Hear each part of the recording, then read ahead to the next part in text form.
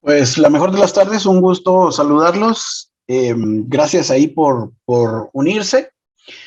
Pues lo que vamos a trabajar tiene que ver con puro Transact, con el manejo de la creación, consulta, desarrollo de bases de datos en el SQL Server. Así que pues vamos directo al punto. Déjenme compartir la pantalla. Y pues aquí estamos entre amigos, en confianza. Entonces, por favor, pues cualquier cosa díganme inmediatamente, cuéntenme, porque pues la idea es que todos nos nutramos, aprendamos, tengamos ahí, refresquemos conocimientos. Pues yo no me las sé todas, no soy dueño de la verdad, así que pues cualquier comentario, sugerencia ahí, pues platíquenmelo, cuéntenme.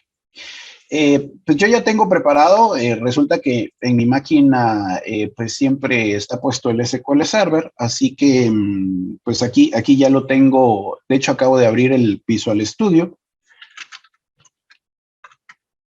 pero pues usted puede descargar el SQL Server de manera gratuita, la versión developer, pues del sitio del Microsoft. Ahí están las opciones. Para lo que nosotros vamos a hacer, podría descargar la versión Express, que se descarga más rápido, obviamente, se instala más rápido, porque solo coloca el motor de base de datos. No coloca el SQL Server Agent, no coloca Analysis Service, Integration Services, él solo coloca el motor de base de datos. Y pues nos permite tener bases de datos livianas de hasta 10 gigabytes. Por el otro lado está la versión de desarrollador. Esta versión es la versión completa, pero obviamente solo se debe de poner para hacer pruebas. No se debería de poner en un ambiente de producción.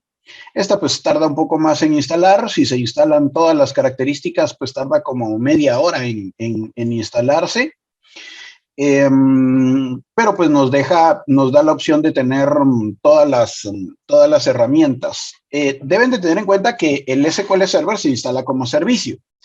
Adicionalmente, entonces, debo de descargar el SQL Management Studio, el SSMS. El SQL Server Management Studio es la herramienta para que podamos trabajar, para que podamos hacer las consultas, para que podamos administrar nuestro SQL Server. Hay que tener en cuenta que pues ya existe el Azure Data Studio, también lo podrían descargar y también se permite conectar a una base de datos de SQL Server. De hecho, se puede conectar a otras bases de datos con el Azure Data Studio, pero el perfil del Azure Data Studio es más developer, más de desarrollo. Entonces, algunas herramientas de administración pues no las trae. Entonces, por eso yo prefiero usar el SQL Server Management Studio. Hay que tener en cuenta también que pues, lo especial del Azure Data Studio, si es que deciden optar por ese, pues es que pues es multiplataforma, entonces lo pueden trabajar en otras plataformas, no necesariamente solo la de Windows. Entonces, pues cuando yo empiezo trabajando aquí con el SQL Server, me gusta contarles que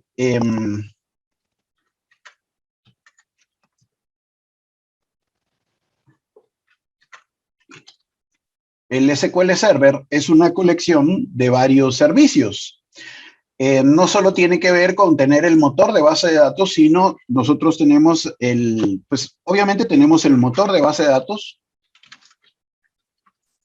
o Database Engine, pero también tenemos el Analysis Service, tenemos el Integration Services y tenemos el Reporting Services. El motor de base de datos es el que nos interesa en este curso ahora, pero también tenemos el Analysis Service en sus dos modos, en el modelo multidimensional y en el modelo tabular. De eso,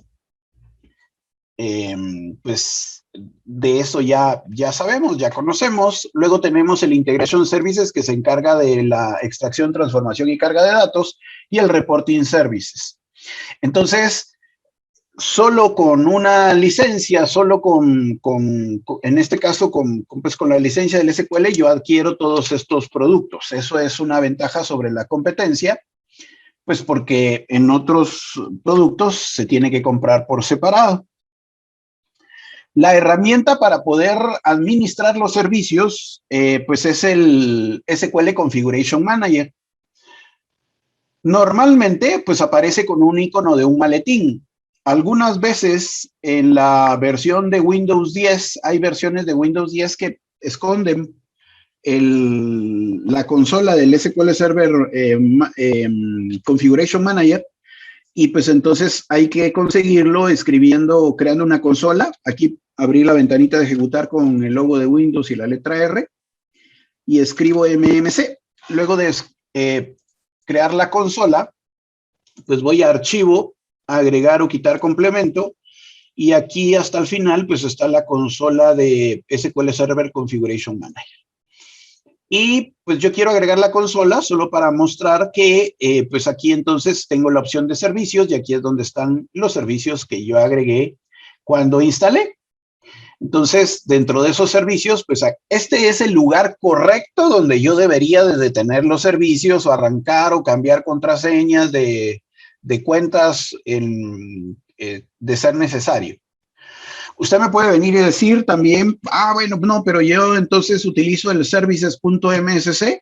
Bueno, sí, pero no es el lugar correcto. De hecho, hay algunos... y está. Y pues desde aquí también puedo buscar los servicios del SQL. Aquí están pues los diferentes servicios del SQL. Aquí está... bueno, yo estoy buscando el SQL Management. Aquí está. Aquí está el Analysis Service. Aquí está el MS SQL Server, que es el motor de base de datos. Yo también desde aquí lo puedo detener, pero insisto, hay, no recuerdo ahorita, pero hay una documentación donde pues hacerlo a través de los servicios de Windows puede dar ahí algún conflicto. Entonces la recomendación es hágalo siempre desde aquí. También desde aquí se manejan o se habilitan los protocolos de cliente para poder conectar a clientes a mi SQL. Entonces, por ejemplo, aquí en el SQL Server Native Client 11 para 32 bits y el de 64 bits, pues aquí es donde se manejan los protocolos para que usted pueda, para que los clientes, las máquinas cliente, las aplicaciones se conecten a su SQL Server. Si estas opciones pues no están habilitadas, pues usted no puede conectar a clientes a su SQL. En este caso yo no podría aquí. O sea, estos están deshabilitados, entonces simplemente no me deja conectar a equipos cliente a mi SQL. Bueno, entonces, pues yo tengo pues estos servicios. Yo ya tengo levantado el servicio del SQL y pues voy a abrir mi SQL Server Management Studio. Cuando entro al SQL Server Management Studio, lo primero que hace es pedirme el tipo de autenticación, cómo me voy a loguear. Y ahí quiero hacer énfasis en que hay dos tipos de autenticación: autenticación por Windows y autenticación por SQL. Cuando pongo autenticación por SQL, pues pongo un usuario y una contraseña que me han dado. Y cuando es autenticación de Windows, pues es la autenticación o con la cuenta con la que me logueé a Windows, con la que tengo acceso al SQL. Entonces son dos formas, porque eso es algo que luego hay que tener en cuenta cuando se crean los logins. Yo aquí en este caso voy a elegir autenticación de Windows y pues me voy a conectar. Del lado de la izquierda, entonces, va a encontrar los diferentes contenedores, su explorador de objetos. Y aquí cabe mencionar entonces que su base de datos, su SQL, pues tiene bases de datos de usuarios y las bases de datos del sistema. Estas bases de datos del sistema pues son muy importantes y pues hay que tener en cuenta, obviamente no hay que no tocar porque pues se arruina. La verdad es que hay que ser muy destructor, digámoslo así, para dañar algo aquí, pero pues es importante saber para qué sirven y qué contiene cada una. El corazón del SQL es la base de datos master. Esa base de datos, pues se recomienda hacerle backup cada cierto tiempo porque si usted, por ejemplo, creó una nueva tabla, si usted, por ejemplo, creó una nueva base de datos, toda la metadata que origina que se puedan crear estos objetos queda guardada en la master. Entonces, pues cualquier modificación que sufre en general, pues cualquier base de datos del servidor queda registrada en la master. Entonces, pues se recomienda hacerle backup cada cierto tiempo a la master para poder, en caso de algún problema, pues restablecer el servidor con las configuraciones que se tienen. La base de datos model es la base de datos modelo. Yo siempre digo que es como cuando usted va a una colonia, cuando empieza una urbanización, la colonia, y le enseñan a uno la casa modelo y así va a ser, y le enseñan los cuartos bonitos y todo. Pues igual así pasa con la model. Cuando usted crea una base de datos, si usted no da ninguna especificación, pues la base de datos se crea como está la model. Entonces, esta base de datos ya tiene una configuración inicial de cuánto es el tamaño con el que empiezan los archivos, de cuánto es el crecimiento, y pues entonces si yo no especifico ningún parámetro, pues la información lo toma de la model. Ahora que si yo especifico, pues entonces ya ahí ya, pues yo estoy indicando cómo quiero crear la base de datos. Pero de lo contrario, se crea como la model. Luego tenemos la MSDB, esa es la base de datos del SQL Server Agent. El SQL Server Agent es el encargado de las tareas programadas. Usted quiere que se programe un backup todos los días a las 12 de la noche.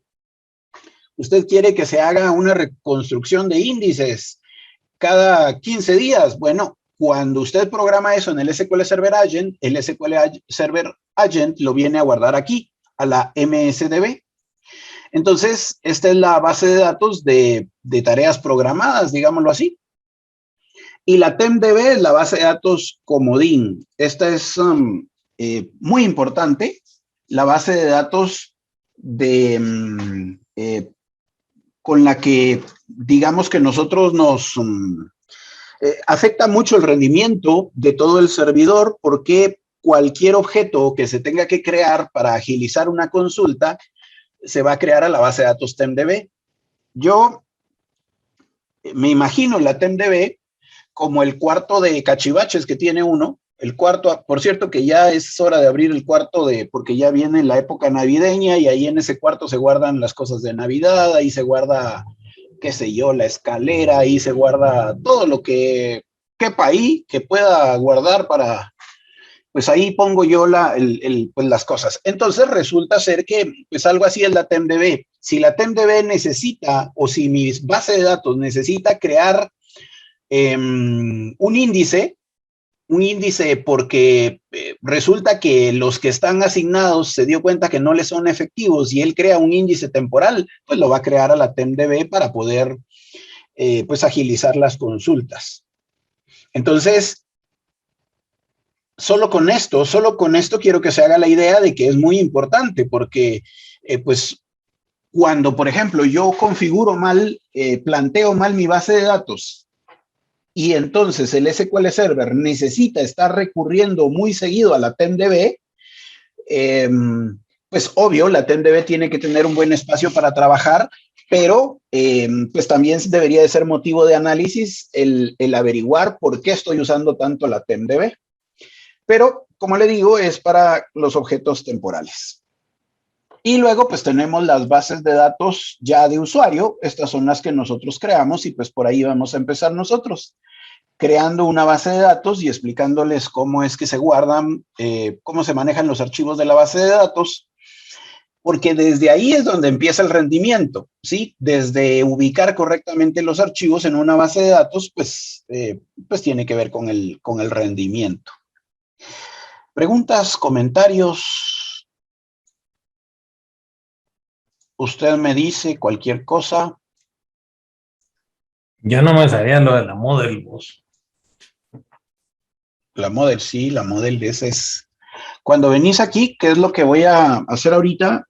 Y si, por ejemplo, solo le decís create database qué sé yo, empresa, todos los parámetros los toma de la model, porque como yo no lo indiqué, pues entonces va a tomarlos de la model.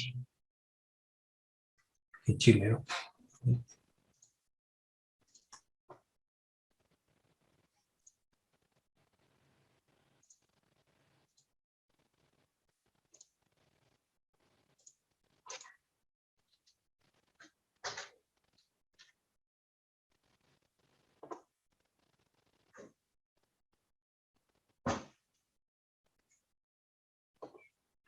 Bueno, vamos a crear una base de datos. Como les digo, cuando se crea una base de datos, pues nosotros empezamos con la instrucción create database. En general debe de tener en cuenta que las instrucciones del SQL Server,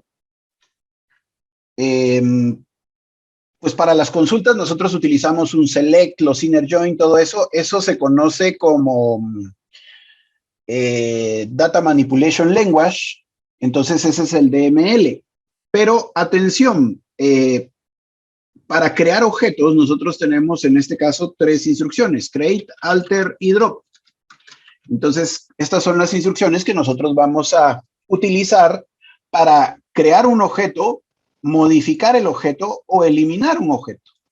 En este caso, la primera instrucción que me va a servir a mí aquí es la instrucción de create database. Entonces voy a crear una base de datos, create database. Como indiqué hace un momento, fíjese que usted puede crear una base de datos. Por ejemplo, le voy a poner aquí Siles.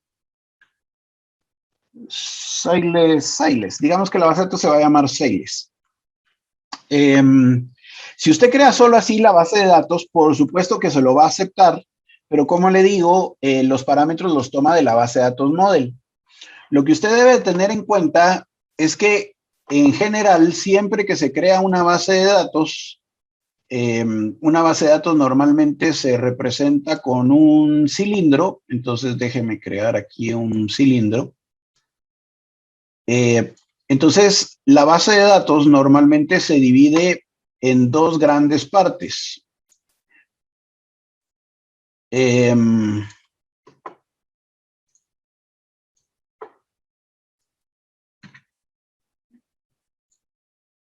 Los archivos de base de datos y los archivos del log de transacciones.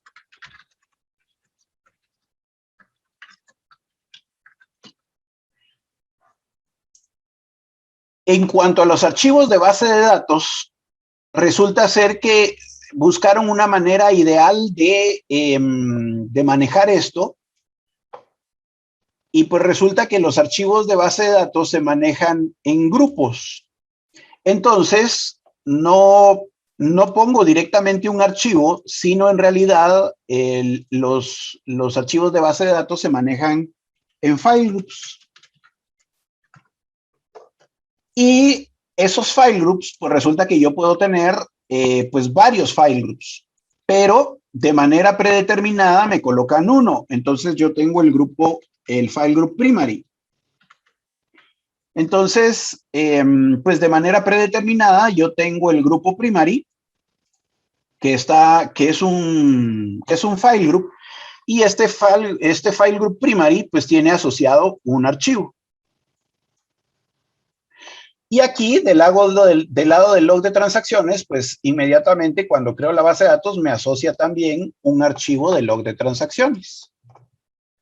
Entonces, usualmente se dice que cuando yo creo una base de datos, pues yo tengo mínimo 2 archivos. Aquí yo tengo el archivo de base de datos, que es de extensión, la extensión pues recomendada es un MDF.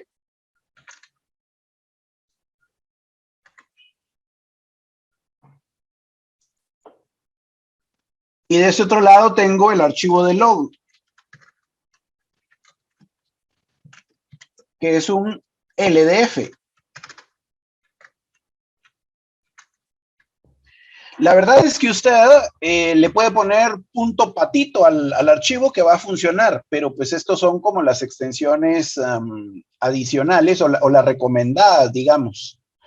Ahora, Obviamente, pues resulta que las bases de datos con el tiempo crecen, puede ser que la empresa se vuelva muy grande y también sus datos, entonces yo puedo crear archivos adicionales. También puedo crear grupos adicionales. Entonces, yo podría venir aquí y crear otro grupo y el nombre del grupo, pues realmente depende de qué sea, para qué sea, del criterio. Por ejemplo, yo aquí le puedo poner al grupo producción y asociarle archivos. Entonces, los archivos adicionales que yo asocie se les acostumbra a poner extensión NDF para, para indicar que son archivos adicionales. Pero igual, insisto, si usted le pone otra extensión a los archivos, van a funcionar. Pero lo ideal sería seguir el estándar para, pues, igual, ¿verdad? O sea, las buenas prácticas. Entonces, cuando yo creo una base de datos, pues vengo yo y le digo, pues así, le digo create database sales on primary, y le indico la información del primer archivo que voy a asociar al grupo primary, y log on, y le indico la información aquí adentro del paréntesis del archivo del primer archivo de log de transacciones que voy a crear. Entonces yo vengo aquí y le pongo, por ejemplo, primero le pongo un nombre lógico, sales 1, por ejemplo. Luego le doy un path físico.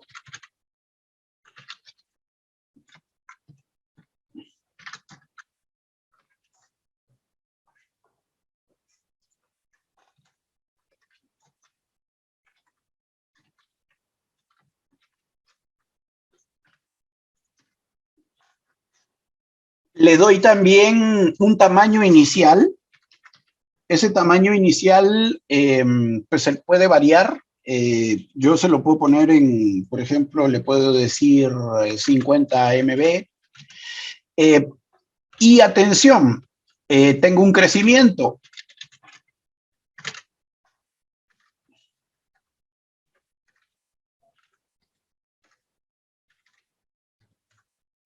Ese crecimiento, entonces, yo le digo el porcentaje de crecimiento que debe de tener. Eso quiere decir que cuando él llene los 50 megas, va a crecer un 25% de estos 50 megas. Y cuando haya crecido, o sea, es decir, yo tengo 50 megas y le digo crece 25%, pues va a crecer 1.25, se va a crecer a 62.5. Y cuando se llene ese 62.5, va a crecer otro 25, va a crecer a 78.12 megas. Y pues así va a estar creciendo hasta que pues vaya, o sea, mientras vaya teniendo necesidad. Obviamente entonces el asunto aquí es ir buscando una medida donde no se den muchos crecimientos seguidos, porque pues cada vez que crece, pues es así como que el servidor dice, espérame, necesito crecer, necesito ampliarme. ¿Qué manda? Gladys me iba a decir algo. Sí, una consulta. ¿Hay alguna forma de determinar cuánto deben crecer los archivos o es así dependiendo de la data? La verdad es que es criterio. Sí hay algunas fórmulas, sí hay algunos cálculos matemáticos que se hacen, pero yo lo veo siempre que a la larga aplica el criterio y cómo se manejan los números, digamos. Entonces, sí hay una fórmula matemática que dice dependiendo de, o sea, hay una instrucción que me permite determinar cuánto es el tamaño de una fila, de una tabla, digamos, y dependiendo de ese tamaño y si ingresan tantas filas, pues entonces puedo llegar a determinar qué tanto es lo que va a crecer, pero siempre es un estimado, no hay algo así real para decir tanto va a crecer, ¿no? Por cierto que yo tengo, por ahí les voy a buscar porque sí tengo, el otro día justo me hicieron esa pregunta y tuve que buscar el tamaño de una, cuánto medía una fila en peso, y eso se hace en función de determinar el número de columnas que que tenía la tabla. Entonces, en base al tipo de dato y el número de columnas que tenía la tabla, pues entonces determinar cuánto pesaba más o menos una fila. Ojo que aquí estoy hablando del peso del dato, porque internamente el SQL guarda sus datos en páginas de 8 kilobytes y pues eso no se puede cambiar. O sea, la página mide 8 kilobytes y pues si la fila cabe en esos 8 kilobytes, perfecto. Y si no cabe, pues él tiene que hacer más páginas o crear punteros para poder ubicar su data, ¿verdad? ¿Qué manda? ¿Alguien iba a hablar? Víctor, una consulta. ¿Este 25% de crecimiento que vos pusiste en el ejemplo es siempre sobre los 50 megas o va a ser siempre sobre el último tamaño que tenga la base de datos? Va a ser sobre el último tamaño que tenga la base de datos. Ok. Sí, siempre va creciendo sobre el tamaño que tiene.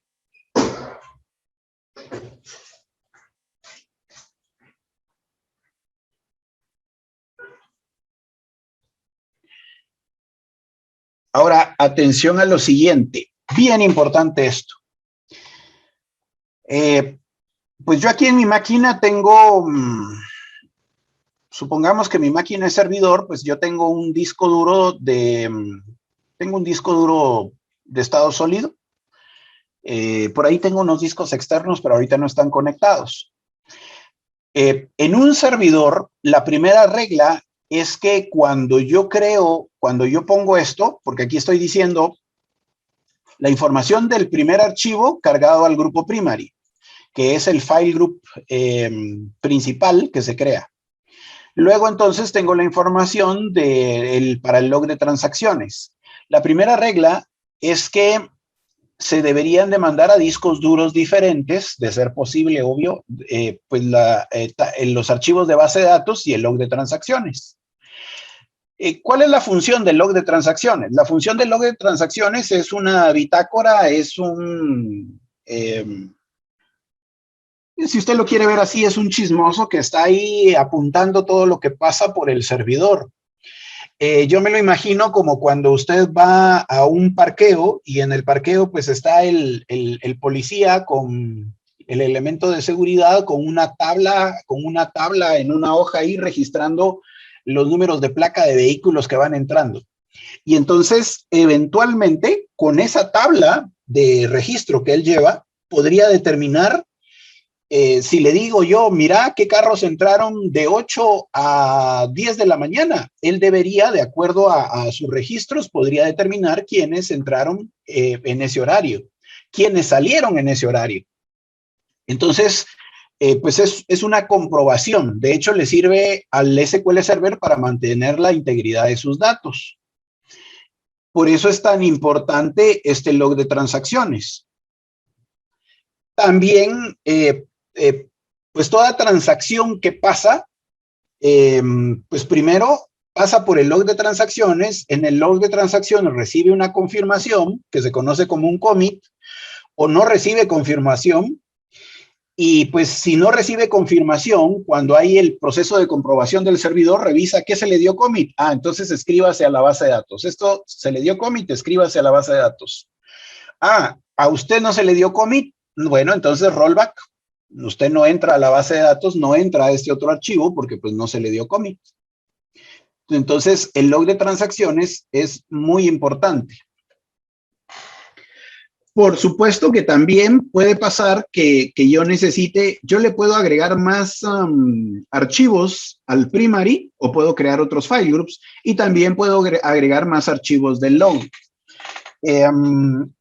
Aquí también conviene mencionar algo importante, pero que solo quiero dejar en el ambiente.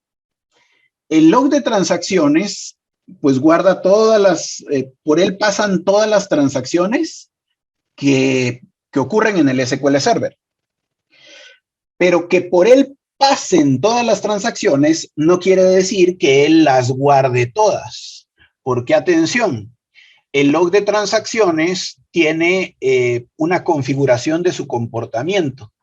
Esa configuración de su comportamiento pues se hace en una base de datos. Lo voy a hacer aquí gráfico porque solo quiero transmitir la idea, pero se puede hacer con código.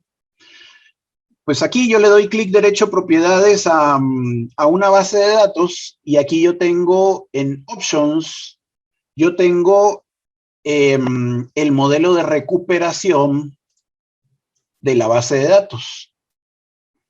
Y ese modelo de recuperación de la base de datos dicta el comportamiento del log de transacciones. Entonces, si el modelo de recuperación es full, pues entonces resulta que el log de transacciones va a guardar todo. Yo bromeo que guarda hasta una mala mirada, porque guarda todo. Obviamente ese es el modelo que más nos sirve. Pero atención, también es el modelo que hace crecer más a este archivo, porque está guardando todo. Luego tengo Booklogged, que también guarda pues todo, pero la forma de guardar es diferente. Guarda los bloques de cambios. Entonces, yo también bromeo que, por ejemplo, usted me puede decir a mí, mira, el fin de semana me fui a Chetulul. Y entonces yo ya implícitamente vengo y digo, de plano tuvo que salir temprano, viajó por toda la carretera que ya conocemos, llegó. O sea, hago implícitamente, entiendo todo lo que pudo haber sido irse de viaje a pasear a Chetulul. Eso es Booklogged. Los bloques de cambios de las páginas solo se registran los cambios de bloque.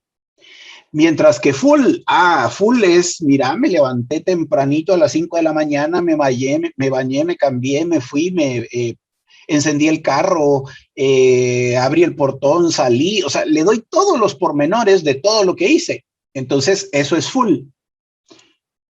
Y simple, simple este cuate es olvidadizo. Simple, todas las transacciones pasan por el log, pero a él se le olvida rápido, él es de memoria a corto plazo. Entonces resulta que aunque las transacciones pasan por el log, pues se le olvida.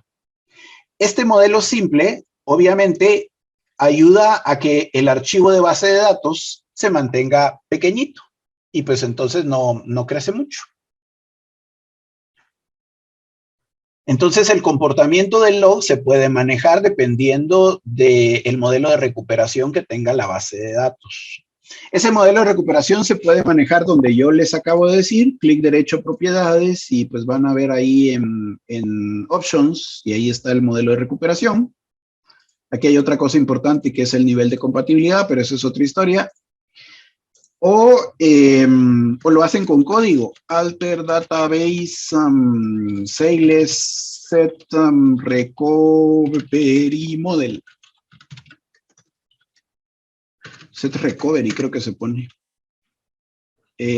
Por ejemplo, simple. Y entonces ahí estoy cambiando el modelo de recuperación. Bueno, pero pues eso solo quería comentarlo para que tengan una idea. Preguntas, comentarios, algo ahí. Ustedes, pues díganme ahí cuando esté hablando de más, porque pues yo hablo de más con el SQL. Preguntas. ¿Sí? Perdón, gracias. Una consulta, digamos, ¿qué tengo de ventaja o qué particularidad podría yo explotar si no lo pongo en el File Group Primary? Si no creo otro personalizado, ¿o qué tanto me infiere en el desempeño de la base de datos? Cuando se crean file groups de manera predeterminada, se recomienda que solo el primary se quede vacío. Bueno, no vacío, sino que las bases, las tablas, los objetos se direccionen a otros. Si yo ya decidí que voy a manejar file groups, la primera regla es, mire, entonces direccione sus objetos a otro file group. Y el primary, pues no direccione nada. Entonces uno va a decir, pero entonces el primary se queda vacío. No, el primary siempre tiene las tablas del sistema. Ahí siempre se guardan las tablas del sistema. ¿Para qué voy a direccionar los file groups? Pues la respuesta, digamos que una metáfora es, un albañil me construye la pared en un día. ¿Para qué voy a poner entonces a 3 albañiles? Bueno, porque espero que los 3 albañiles entonces juntos me construyan la pared en, ¿qué? En 2 horas. La idea de crear file groups es crear varios archivos y que entonces la información de la base de datos se guarde en paralelo. Y que al guardar entonces o al leer la información de la base de datos también en paralelo, pues sea mucho más rápida. yo puedo hacer, por ejemplo, que también que cuando creo la base de datos y creo file groups, puedo intencionalmente destinar ciertas tablas a un file group, otras tablas a otro, y pues entonces distribuir la carga de trabajo. Otra cosa que se puede hacer con file groups y que vamos a ver más adelante es tablas particionadas. Entonces yo puedo dividir una tabla en diferentes file groups para que cuando se lea la información, si mi base de datos es muy grande, entonces tiene, qué sé yo, 30 millones de registros y yo decidí dividir 10 millones, los mandé a un disco, 10 a otro y 10 a otro, pues entonces cuando haga una consulta se va a beneficiar de lectura en paralelo de 3 discos buscando la información que pedí. Ok, perfecto, muchas gracias.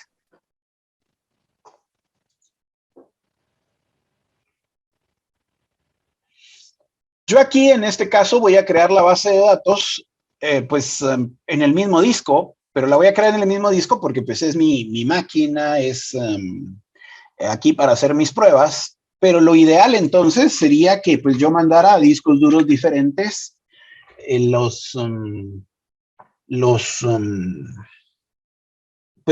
archivos de base de datos y el log de transacciones.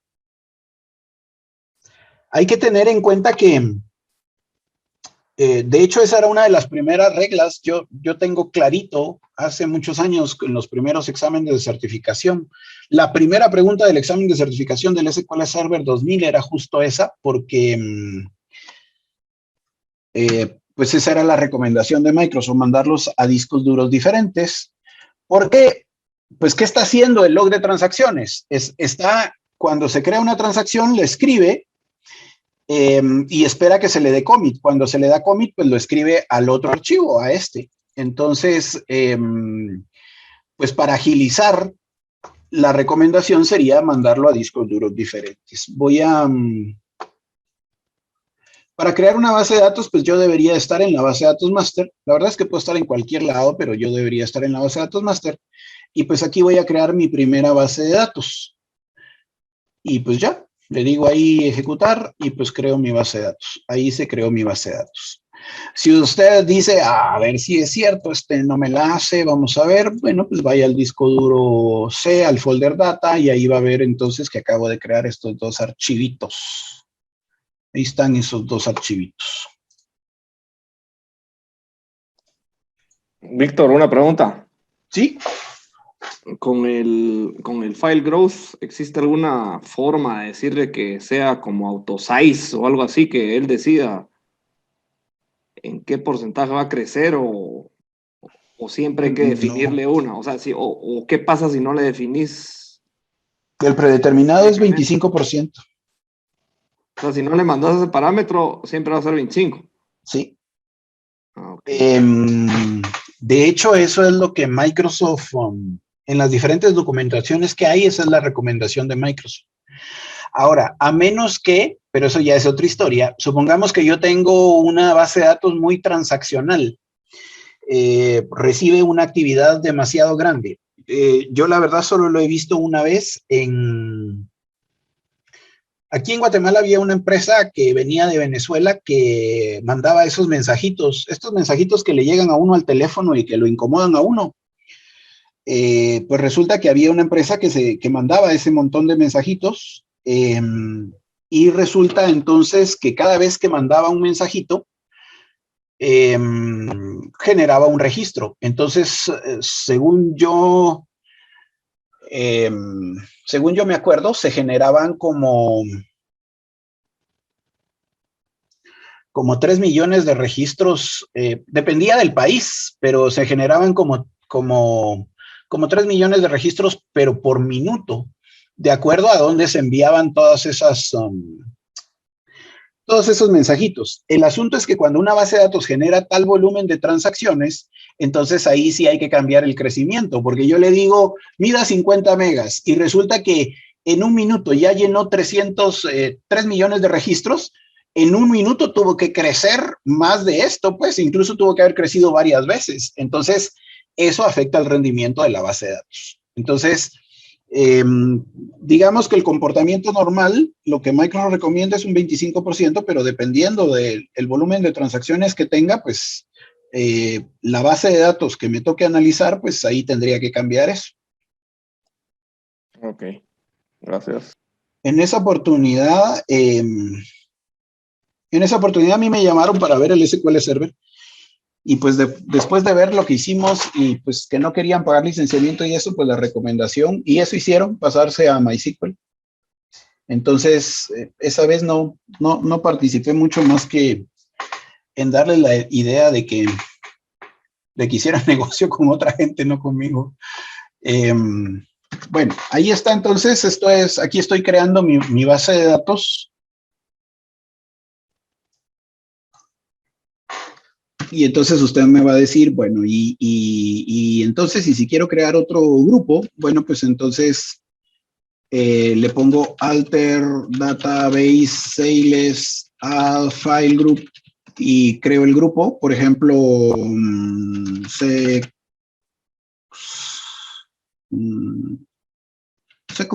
secondary. No, secondary es palabra reservada, no.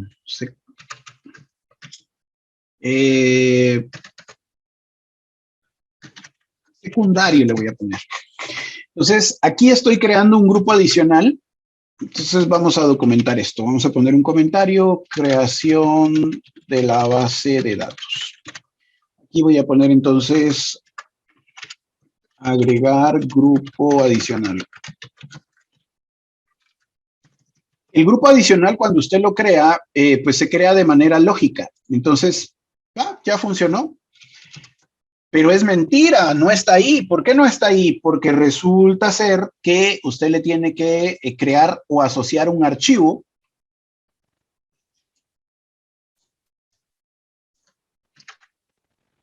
Cuando por querer ser cómodo hago esto, siempre hago alguna metida de pata. Alter database sales add file.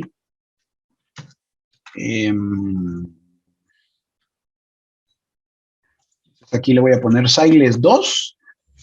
Y aquí, por ejemplo, lo que les decía de mis metidas de pata pequeñitas, pero que yo les dije que lo usual es que el archivo de base de datos sea MDF y el de log de transacciones sea LDF. Entonces, aquí lo correcto es que debería haber sido LDF. ¿Pero me lo dejó hacer? Sí, porque yo les dije que realmente pues uno le puede poner cualquier extensión que él se la acepta, pero pues lo correcto era que fuera LDF.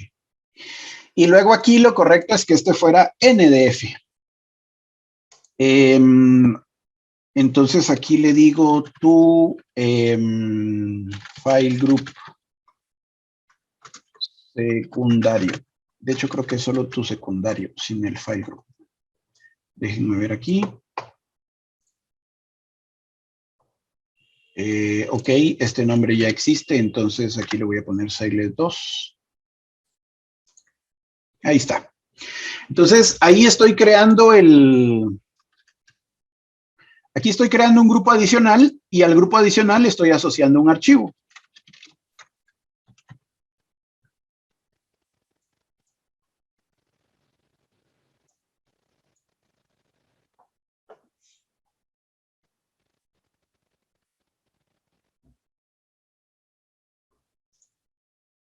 Yo puedo crear varios grupos adicionales, puedo agregarle varios archivos. Un grupo también puede tener varios archivos asociados. Esto ya realmente tiene que ver con cómo va a distribuir usted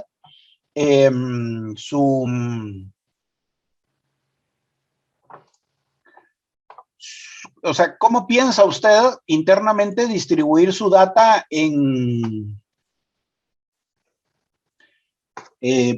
los diferentes archivos de la base de datos? Entonces, esto usted se lo debe de imaginar como cuando usted va a arreglar ¿cómo se llama esto? Su closet, su ropero. Y pues uno, según en su idea, tiene, voy a distribuir esto, voy a poner aquí esto, aquí va a estar más cómodo los pantalones, aquí va a estar cómodo no sé, usted lo organiza. Al final de cuentas, pues de todos modos no le va a caber la ropa, sobre todo si es mujer. Pues usted distribuye aquí la data en función de los discos duros que tiene. Obviamente, si sus discos duros, si los discos duros, pues solo tiene uno, eso es otra cosa. Si usted tiene varios discos duros, pues haga esto. Pero si usted solo tiene un disco duro, ni le mueva, deje todo como está. ¿Para qué va a dividir que voy a crear varios discos, que voy a crear varios archivos, si todo va a caer al mismo disco duro?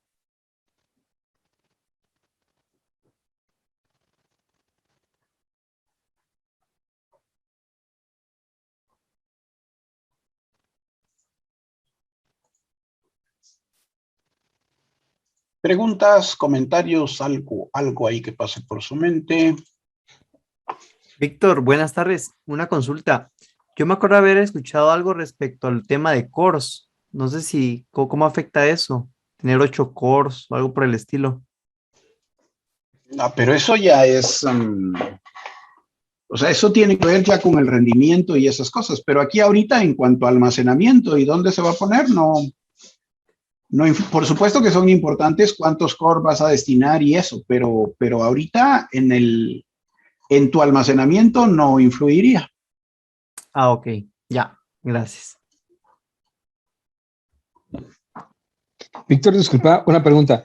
¿El archivo de log puede ser compartido en los otros grupos? Perdón, en los otros grupos. No, o sea, ¿cómo así? O sea, solo si subís un poquito en tu pantalla.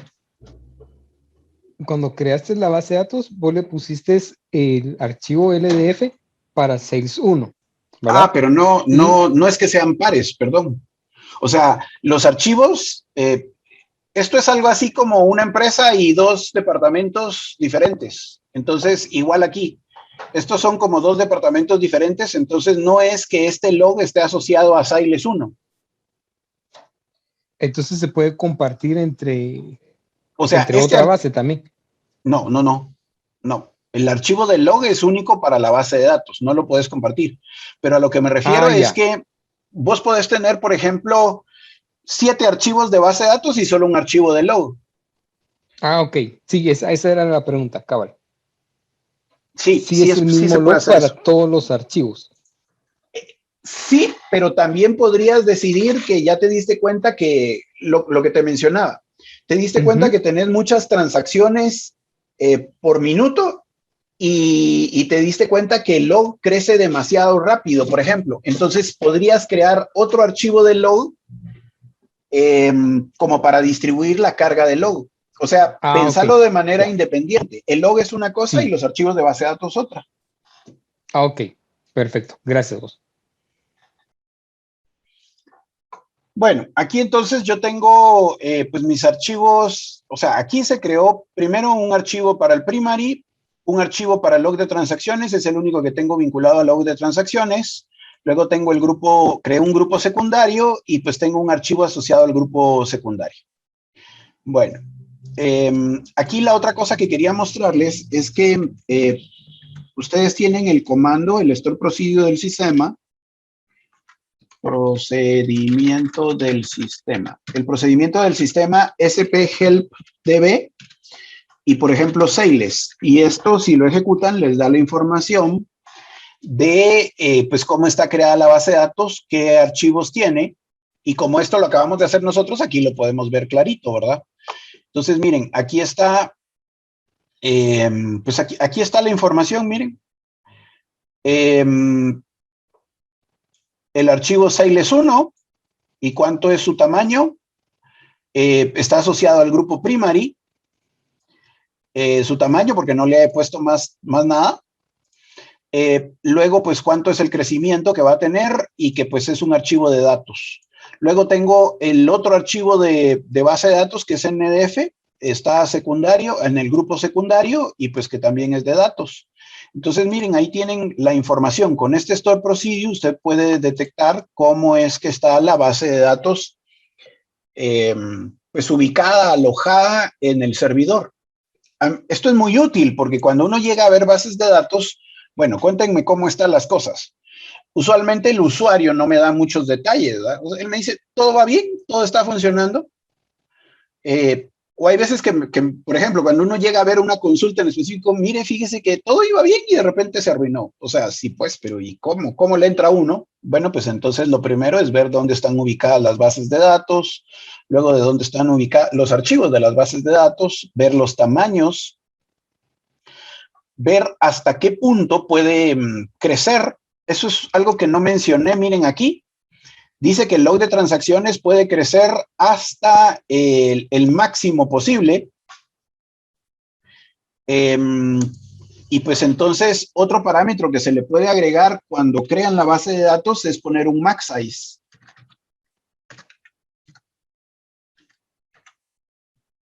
Este max size se usa, por ejemplo, para poder, qué sé yo, no sé, ahí le voy a poner... por ejemplo, así, esto no es lógico, pues solo lo quiero ejemplificar, que pues se le puede poner un tamaño máximo para poder limitarlo. Porque, ojo, aquí miren, él está indicando aquí que el log de transacciones va a crecer ilimitadamente. ¿Y qué creen ustedes que pasa cuando el log de transacciones topa el disco? ¿O ya les ha pasado o no? Ya no procesa nada, ninguna transacción. No graba, no inserta, no. Confirmo que nos ha pasado. Sí, la base de datos se vuelve de solo lectura porque ya no se puede hacer nada, tienen razón. Entonces solo se puede consultar.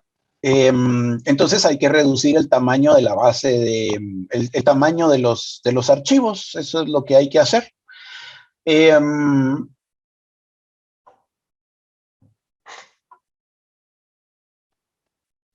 Por cierto, Víctor, disculpa, solo tal vez como comentario y aprovechando que ya habían hecho una pregunta previa de los cores y eso de que se quede la base de datos en un estadio de sola consulta.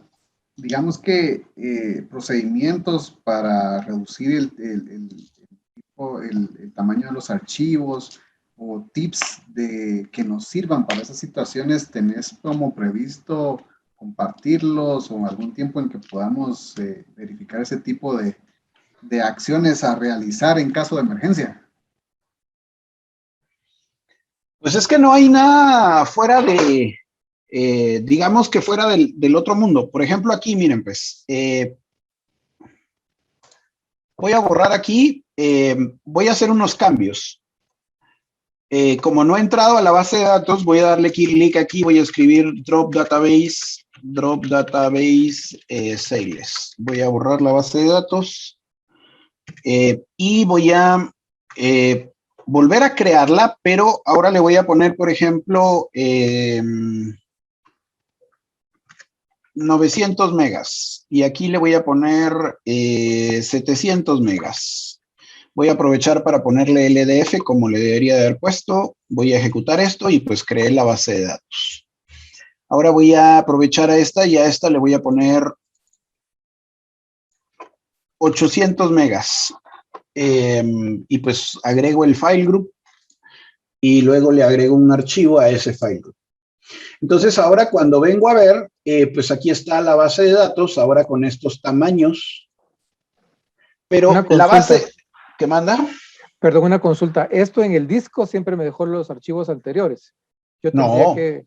No, sí se los borro. no, Okay. sí, el drop database borra los archivos. Físicos como tal, ok. Sí. Pero resulta ser que estos tamaños que yo puse, pues ahorita están exagerados porque yo no tengo ese tamaño. Mi base de datos no tiene ningún dato. Entonces, para reducir el tamaño de la... de hecho, está para reducir el tamaño de la base de datos, está el Ring Database. Y para reducir un archivo en específico está DBCC Ring File. Entonces vengo yo y le digo, por ejemplo, ring database sales. Y le digo, por ejemplo, 10. Aquí yo le puedo decir, por ejemplo, o puedo ir a buscar un archivo en específico. La verdad es que los archivos en específico es más útil, reducen más rápido. Por ejemplo, le voy a poner aquí sales y le voy a poner 2, supuestamente debería de ser 2 megas. Entonces, por ejemplo, voy a atacar el archivo este de sales, el sales 2. Entonces aquí le voy a poner que es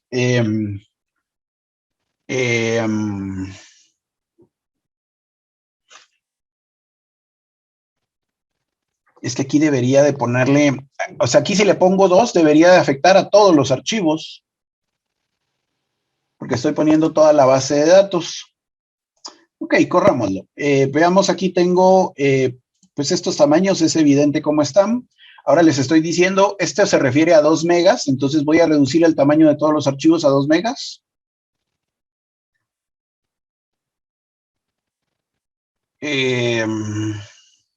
Quiere que me pase a la base de datos. Use sales.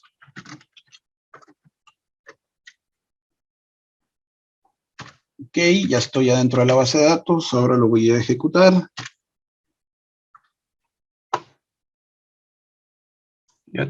Existe warp drops. Ah, ok, no, me está diciendo que el archivo, entonces sí le tenía que poner que sales 2. Me está diciendo que el archivo no existe porque está averiguando los nombres estos. Entonces, pues le voy a poner sales 2. Entonces sí tengo que estar dentro de la master, voy a ponerme en la master, vamos a ejecutar. No, necio, tengo que estar en sales, ¿ok? Ahí está.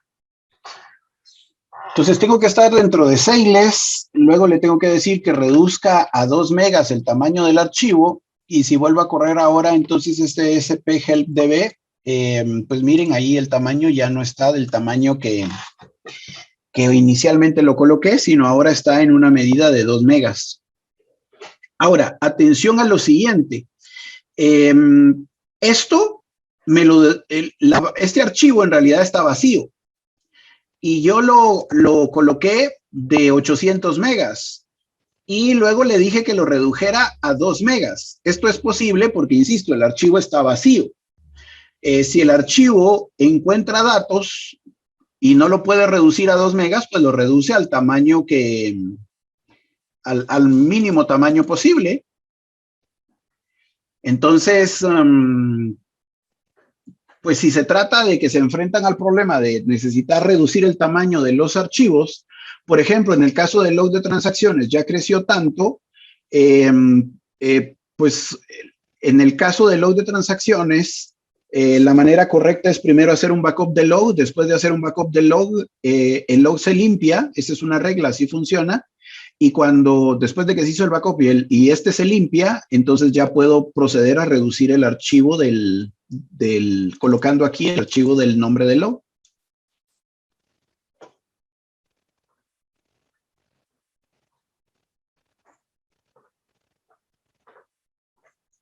Entonces no sé si eso es más o menos lo que estabas buscando ver en cuanto a reducir el tamaño de los archivos. Perdón, una consulta, que era ese DBSC, perdón. DBSC es un grupo de instrucciones del SQL Server que sirven para revisar la consistencia de la base de datos.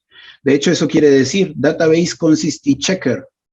Entonces, todas las instrucciones de DBSC sirven para comprobar el estado de la base de datos o mejorarla.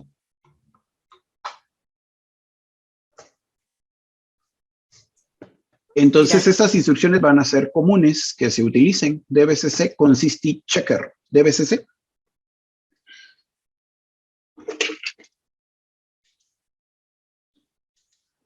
Bueno, y esto se supone que debería de reducirme en un 10%, o sea, debería dejarme el 10% de espacio libre. Para eso sirve este database.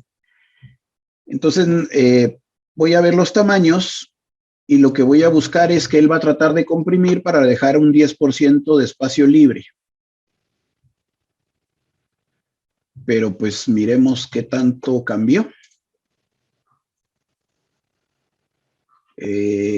No cambió. Por eso a mí me gusta más afectar a un archivo en específico que pues hacerlo con la reducción de la base de datos.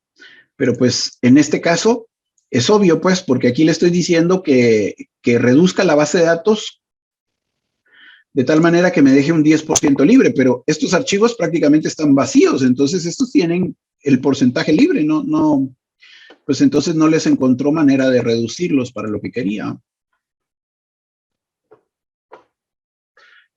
Entonces esas son las instrucciones para reducción de los archivos.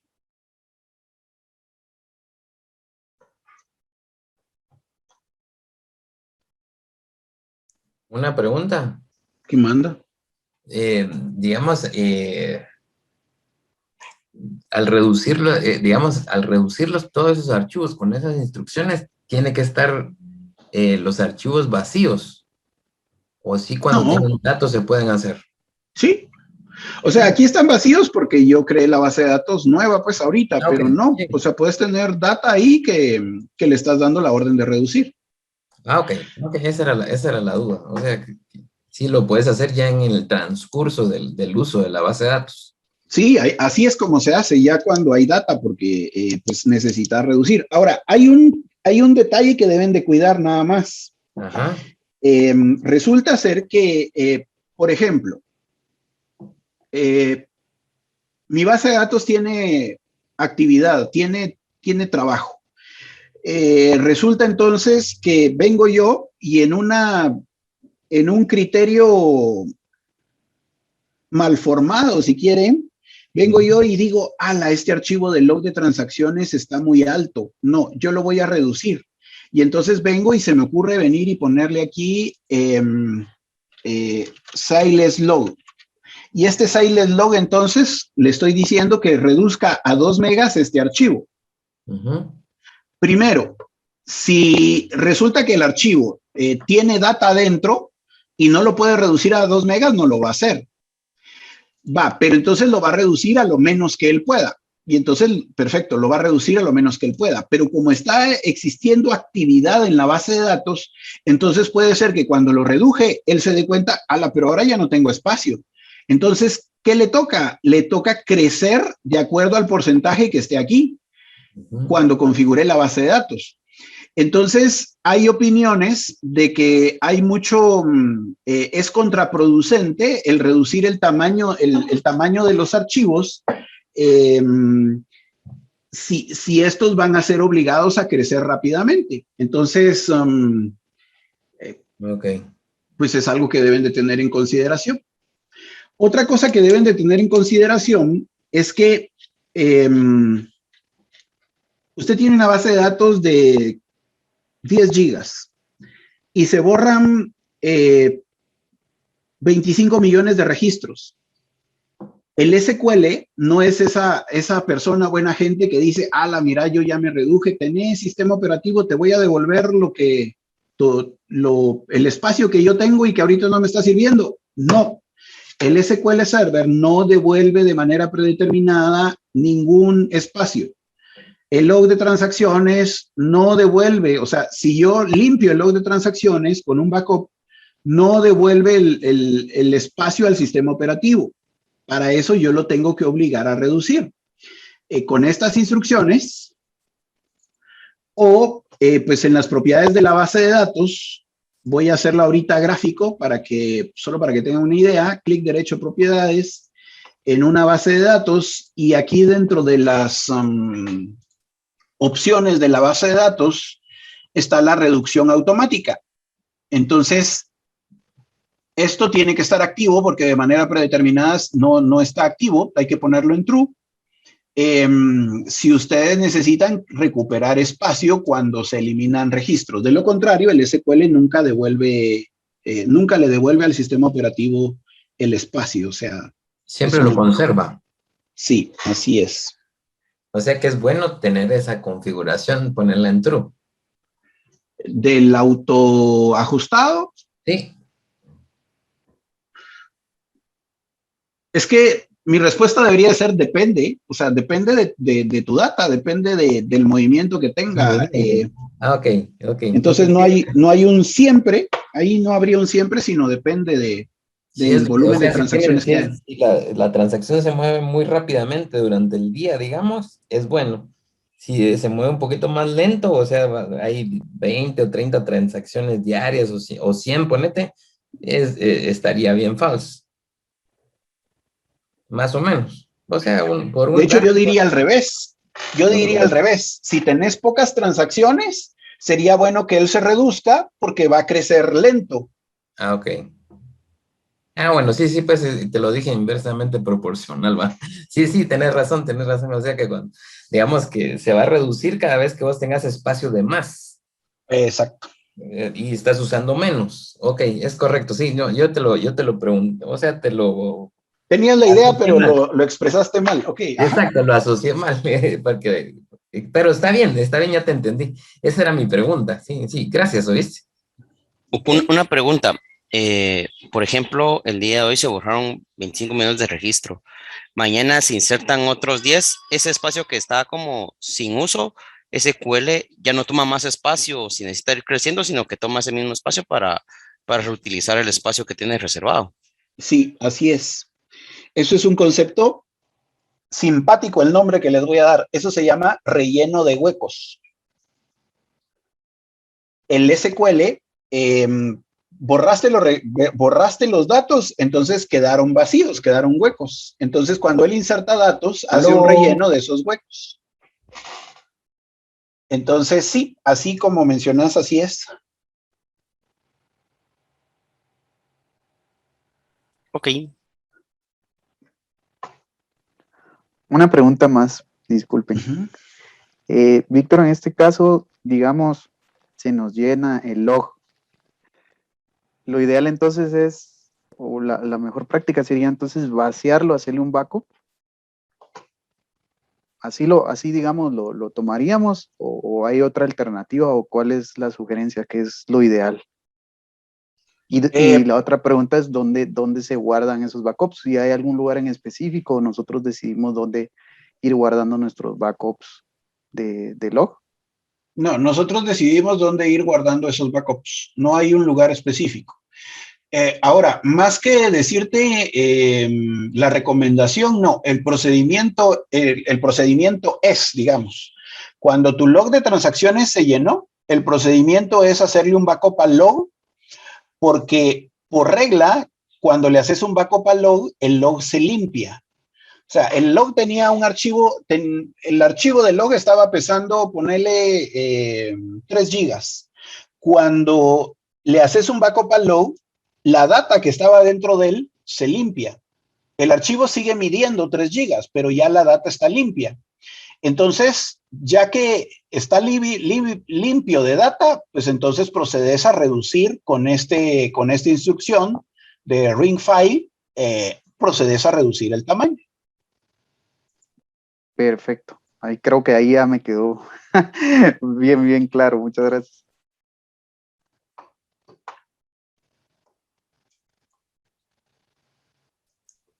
¿Una pregunta? ¿Qué manda? Eso por curiosidad. Digamos, el log es un archivo simple dentro de la base de datos. ¿Le das un copy o hay algún comando específico para hacer eso del backup del log? Hay un comando específico, haces un backup log. Ok. Para hacer backup de la base de datos, haces backup database. Para hacer backup del log, haces backup log. Ok. Excelente.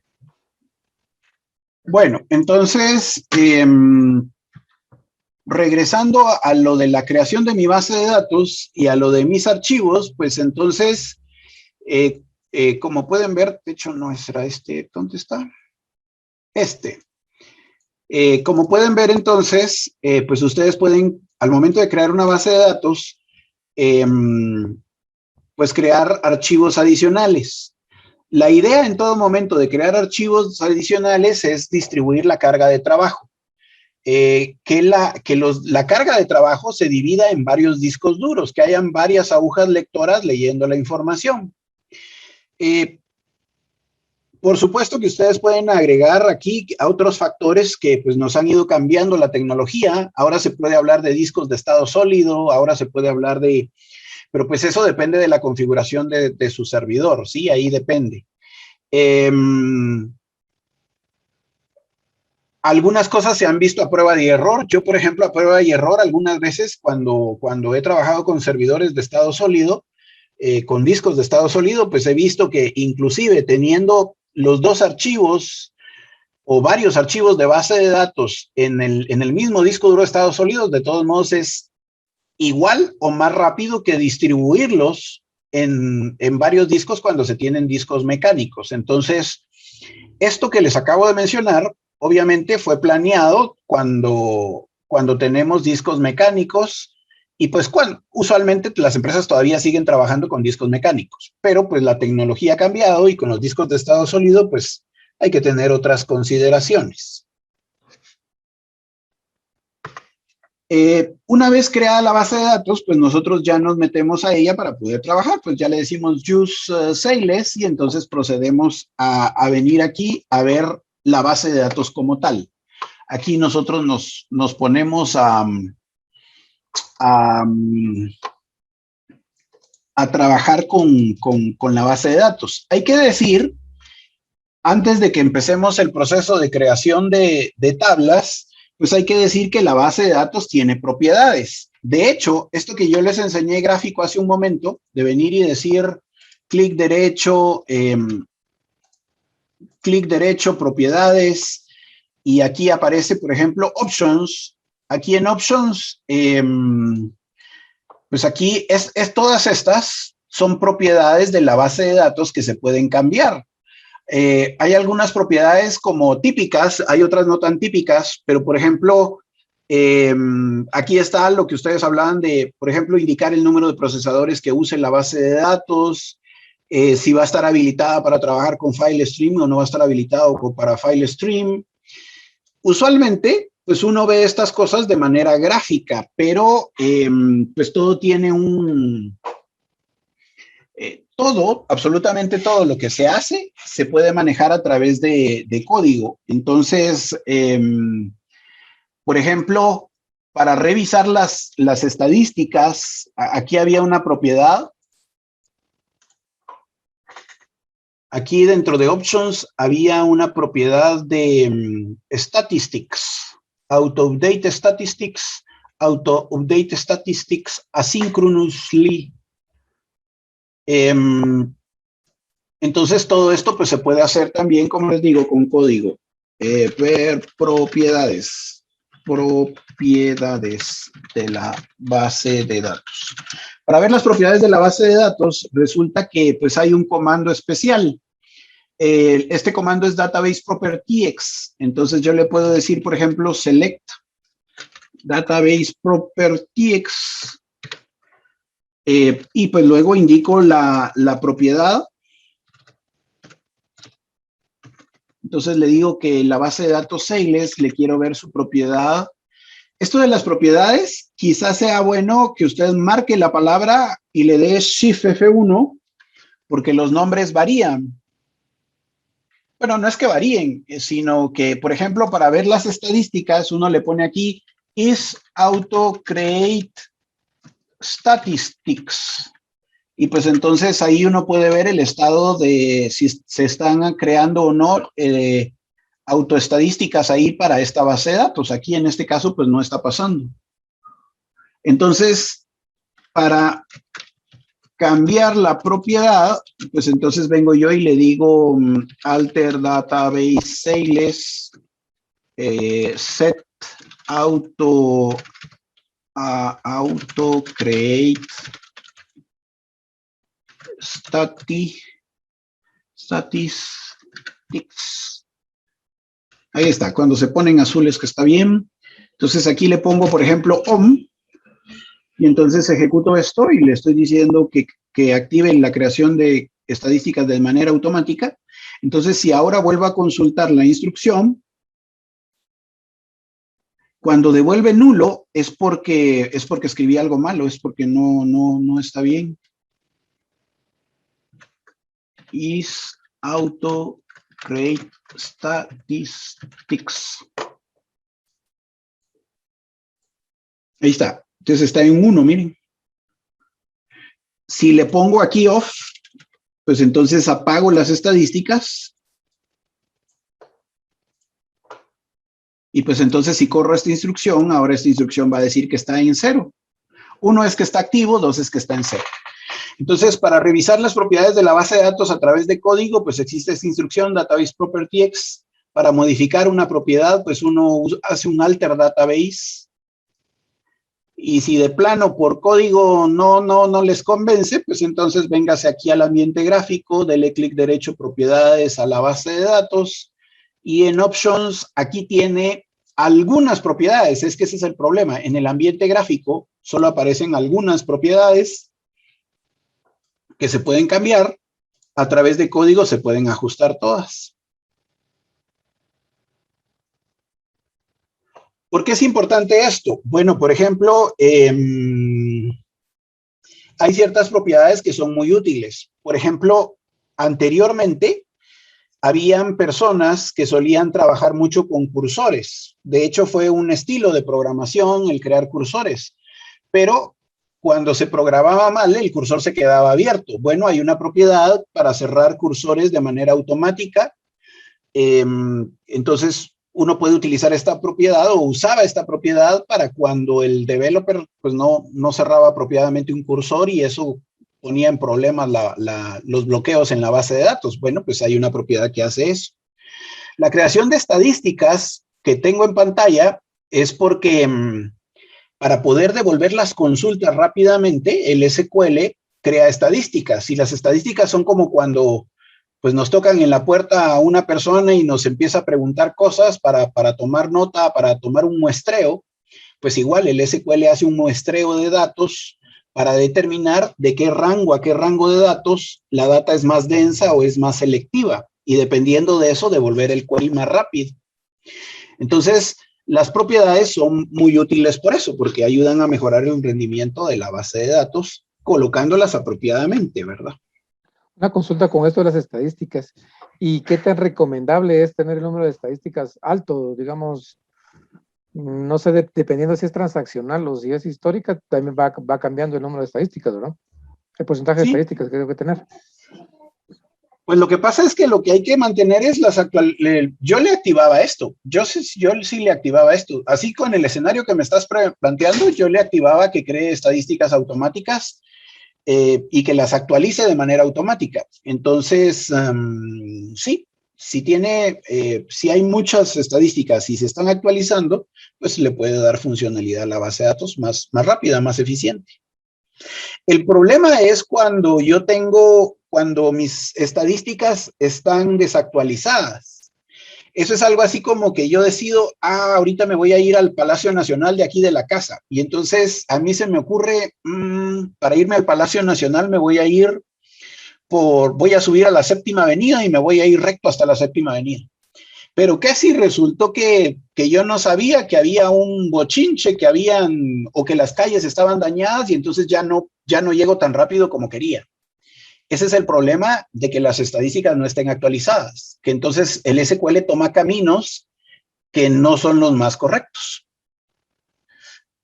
Entonces, mi recomendación es que la opción de actualizar estadísticas esté activa. Gracias, muy amable.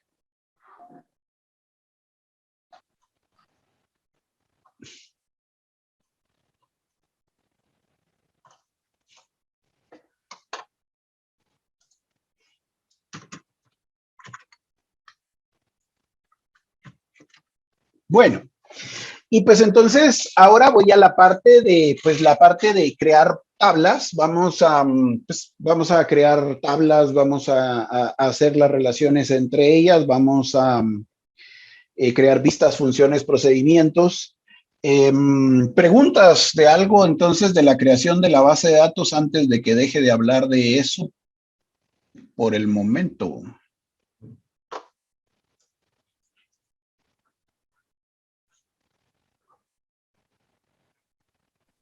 Todo calidad.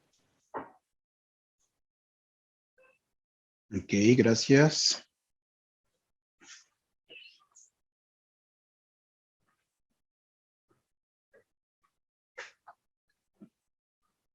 Bueno,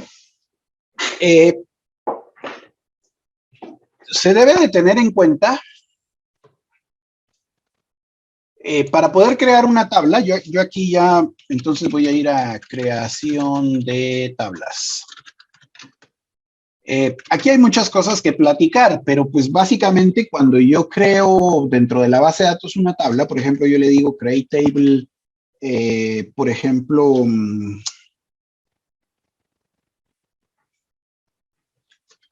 clientes, entonces yo procedo aquí a la creación de los objetos, digamos, por ejemplo, cliente código, y entonces yo le digo aquí que va a ser un varchar de 5. Luego, pues entonces yo aquí especifico cliente nombre. Este va a ser un varchar de 100. Cliente contacto, varchar de 200. Aquí exageré, pero ahorita lo componemos aquí. Quiero agregar, por ejemplo,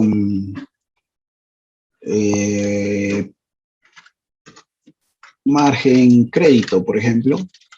Y aquí yo le puedo poner un money. De hecho, aquí tengo el tipo de dato money. Con esto, pues ya me solventé un montón.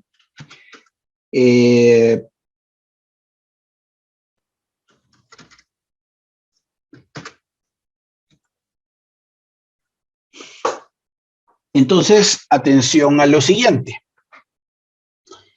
Cuando se crea una base de datos, usted debe de tener en cuenta que pues hay ciertos principios que se deben de seguir. Nosotros trabajamos en este caso con el SQL, pues es una base de datos relacional y pues entonces la palabra relacional viene de que pues cada tabla representa una entidad y esa entidad pues se relaciona con otras. Entonces, cuando usted piensa en un negocio, por ejemplo, usted piensa en el negocio de una zapatería, pues entonces piensa que hay pues el producto, el zapato, producto que factura. Normalmente la factura se divide en dos partes, en el encabezado de la factura, en el detalle. El producto se lo da a alguien, entonces tiene que tener un proveedor. El producto lo compra a alguien, entonces tiene que haber un cliente.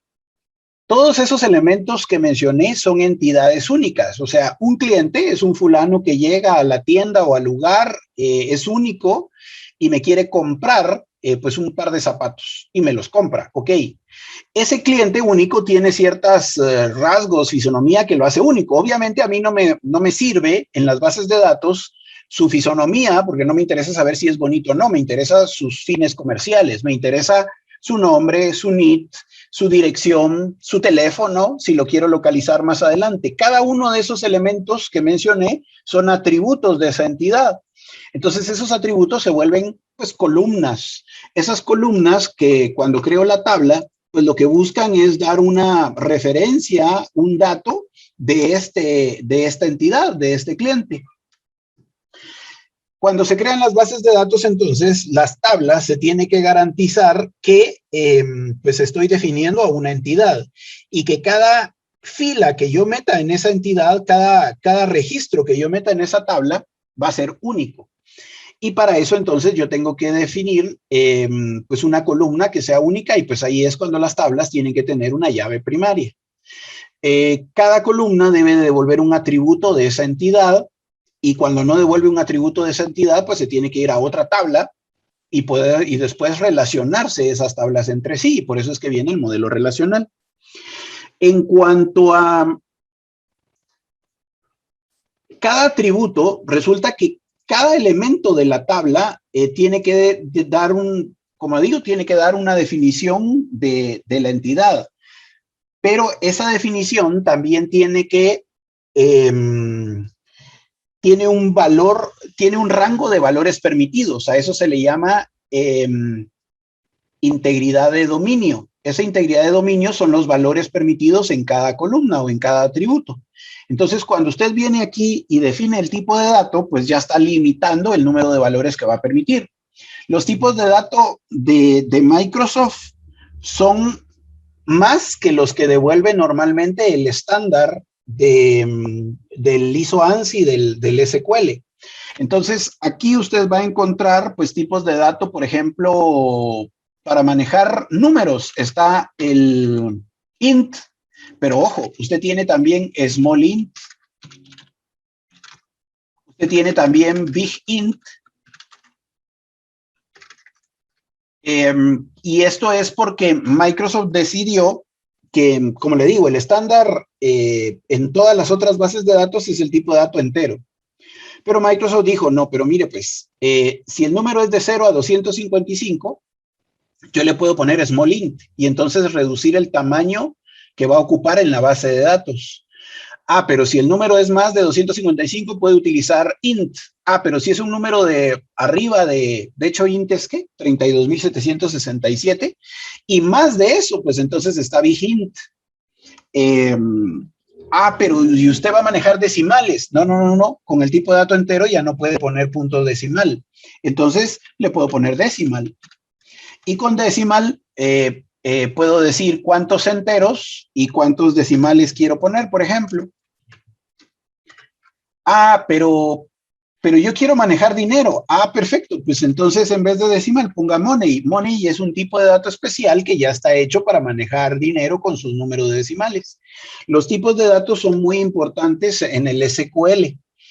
Debe de tener en cuenta que, por ejemplo, en el caso de las fechas, pues resulta que hay muchas fechas. Está date, está datetime, está datetime 2.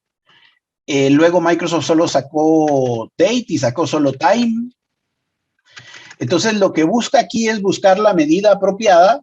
Yo cuando hablo de esto digo que cuando usted se va a confeccionar un traje, usted busca que el vestido le quede a la medida, perfecto, bien tallado, que su saco que le quede perfecto. No me sirve que quede una manga más grande que la otra. Entonces, cuando usted elige el tipo de dato al momento de crear una tabla, pues usted tiene que buscar que coincida, que funcione de manera pues perfecta. En este caso, entonces, por ejemplo, si el tipo de dato va a ser numérico, pues entonces yo puedo pensar en un int, en un big int. También existe una función especial que es identity. Por ejemplo, yo voy a manejar el código como numérico, entonces le voy a poner aquí big int. Y luego entonces yo puedo decirle identity 1,1. Y entonces aquí le estoy diciendo que se maneje de manera automática. ¿Por qué me está dando error aquí? Tenías una N además. Tenías identity. Perdón. Pues ahí está en este caso. Entonces, este se va a numerar. Ojo, este es el valor inicial donde empieza la numeración, valga la redundancia, y esto es de cuánto en cuánto va a incrementar. Entonces, atención a que esto va, yo le puedo decir, empieza en 5 y vaya de 10 en 10. Entonces va a poner 5, 15, 25, 35, así. Entonces, pues yo puedo indicar el número inicial y puedo indicar de cuánto en cuánto quiero que se incremente. Atención, bien importante, el identity sirve para que él automáticamente asigne un número a este señor, a este campo le va a asignar un número que jamás se va a repetir. Pero ojo, no es que sirva para numerar, porque el identity no es perfecto. El identity no es de que va a ser así 1, 2, 3, 4, 5, no. Porque resulta ser que si usted borra un dato, pues ese dato que borró ya lo borró, entonces puede ser que quede 1, 3, 5, 7, 8, 9, 10, 20. Y la otra cosa es que yo puedo, por ejemplo, yo podría insertar un dato y después hacer un rollback y entonces él ya disparó ese número y como disparó ese número ya no lo vuelve a poner. Entonces debe de tener cuidado que este identity permite garantizar que él va a asignar números que jamás se van a repetir, pero no garantiza que lleve el correlativo correctamente.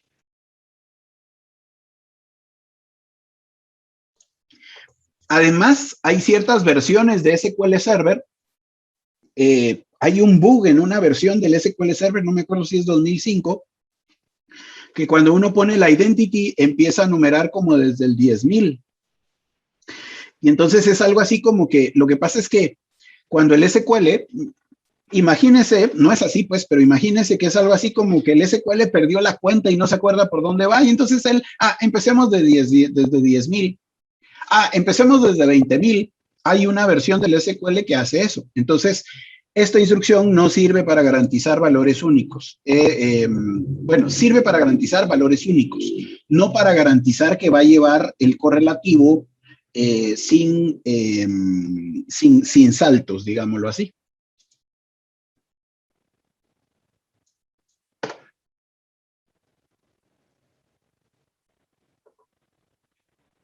Bueno, entonces yo voy a crear aquí, aquí yo podría crear la tabla. De hecho, me la va a dejar crear sin problemas ahorita. Pero atención a que aquí yo debería de asignarle una llave primaria, pues garantizar que pues esto no va a tener un campo único. Entonces, una manera de poner la llave primaria es ponerle aquí primary key. Y pues ya eso ya tiene una llave primaria. A mí, honestamente,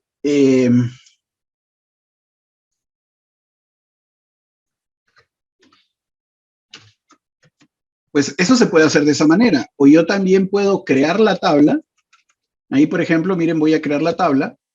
Y ahora que creé la tabla, puedo hacerle una modificación. Alter database clientes. Add constraint primary key.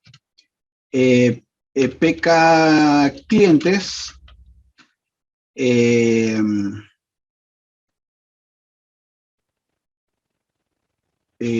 ¿Cómo se llama esto? Cliente código.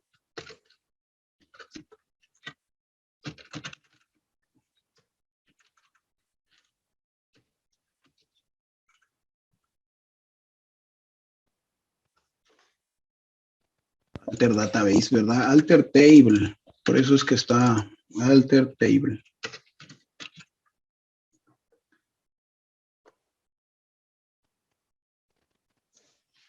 Y aquí va el nombre y después va el primary key. Ahí está. Entonces, usted puede poner, al momento de crear una tabla, usted puede poner la llave primaria pues directamente, algunas restricciones, porque así se llaman constraint, los puede poner directamente, por ejemplo, así primary key, y pues ya. O puede hacerlo como más largo, y crear en un segundo paso la asignación de llave primaria o la asignación de llave foránea o la asignación de llave de regla de validación. Aquí hay varias cosas que se pueden poner. Varias restricciones, pues. Víctor, una pregunta. ¿El PK clientes? Solo para entender cómo se entiende, cómo se lee, Este es el nombre que le pusiste a tu constraint. Ok, así se llama el constraint. Sí, lo que pasa es que aquí no lo puse. Y si yo no lo pongo, por ejemplo, aquí yo le puedo poner primary key. Por ejemplo, aquí voy a crear otra tabla y le voy a poner clientes 2. Solo para que mires que voy a ejecutar esto y pues ahí también sea, tengo la tabla clientes y en un segundo paso le puse primary key. Y ahora tengo la tabla clientes 2 y esa le puse aquí directo. ¿Cuál es la diferencia? La diferencia es que hay un procedimiento del sistema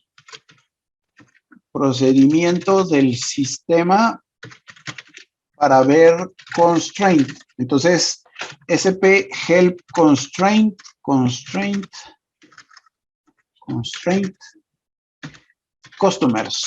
la clientes. Entonces, si lo ejecutas, cuando miras los constraints que tiene esta tabla que acabamos de crear, pues solo tiene uno. Pero ese uno que tiene el nombre que le pusiste. Este. Ya, listo, gracias. Ahora, ¿qué pasa con el que no le pusiste nombre? Él se lo puso como él quiso. Entonces, si consultas a clientes 2, ejecutar aquí, la diferencia es que él le pone un nombre fantástico ahí. Entonces, para poder hacer referencia a él y eso, pues ya cuesta un poco más porque tiene un código que le complementó el SQL para garantizar que fuera un nombre que no se repitiera. Pregunto, ¿y en este caso se podría hacer otro alter table para cambiar ese nombre? O sea, sería esta misma línea que tenemos arriba. No, para cambiar el nombre, no. De hecho, nunca se me había ocurrido, fíjate. O sea, lo que puedo hacer es un alter table drop constraint. Ok, ya. Aquí, por ejemplo, si quisiera cambiarle nombre, entonces aquí hago un alter table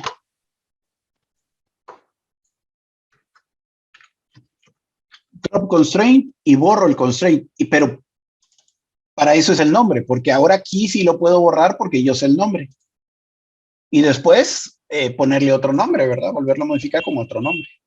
Sí, pues es más fácil borrarlo y crearlo otra vez que modificarlo en este caso. Bueno, sí, pero lo que pasa es que lo que yo no... a tu pregunta de cambiarle nombre, según yo, así como está en pantalla se hace. No existe un modify. Ya. Ok.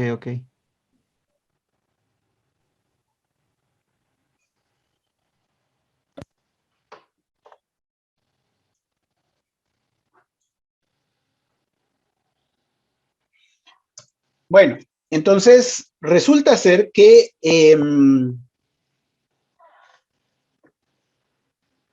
cuando nosotros creamos entonces, aquí pues estamos empezando a crear tablas.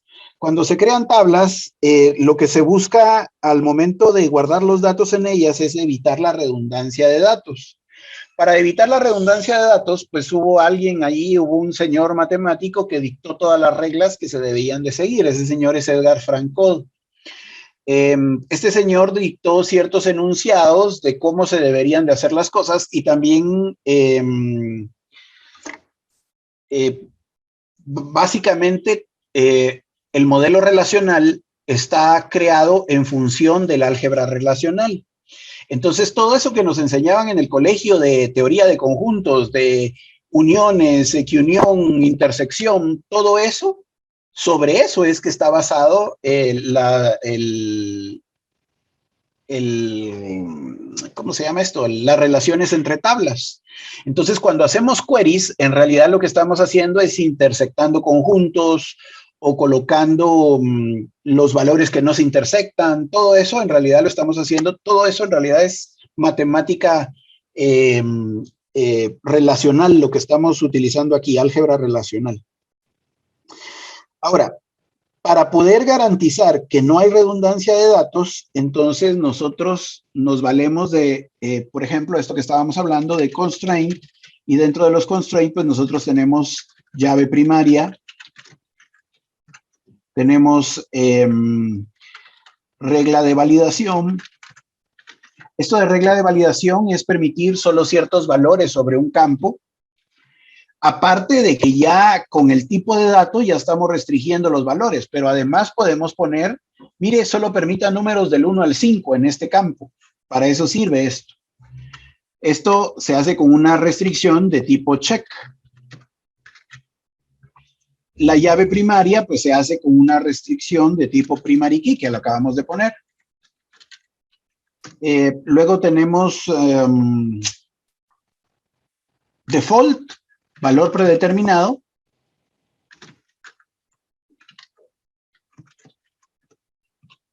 Y esa es la restricción default. Finalmente tenemos, bueno, no finalmente porque falta uno, la restricción de llave foránea. La llave foránea se utiliza un foreign key.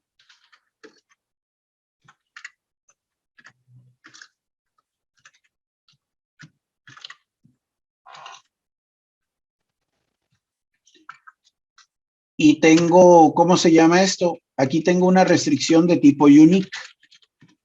Y es foreign, ¿verdad? No foreign. Sí, ahí lo estoy escribiendo mal. Llave, ¿cómo se llama? Llave foránea. Valor único. Unique.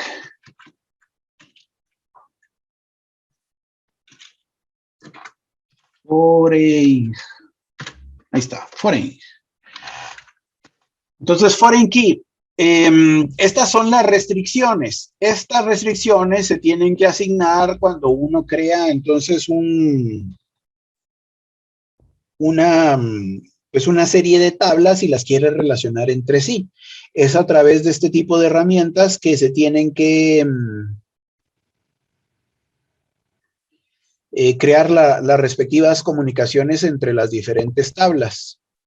Es importante conocerlo. Algunas veces, por ejemplo, uno inserta datos y pues no deja insertar el dato. ¿Y por qué no deja insertar el dato? Bueno, porque hay una restricción check. O, por ejemplo, a veces uno inserta un dato y dice que ya no es permitido porque ya se insertó un nombre igual y pues eso, pues hay una restricción unique. Aquí también conviene y es importante mencionar que la llave primaria y el valor y la restricción unique crean índice de manera automática. Esa es otra historia que hay que platicar con respecto a los índices, porque son muy importantes para el rendimiento de la base de datos.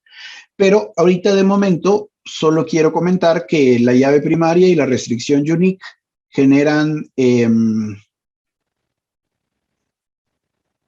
índices de manera automática. Entonces, usted puede decir, no, pero es que yo nunca puse un índice en la tabla. Sí, pero puso una restricción unique, entonces eso le creó un índice.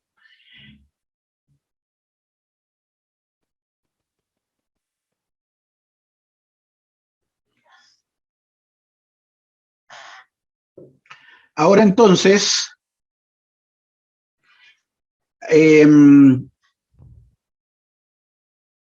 para crear este tipo de restricciones, entonces, pues yo creo las restricciones y valido. En este caso voy a borrar una de estas tablas, voy a borrar esta tabla de drop clientes 2.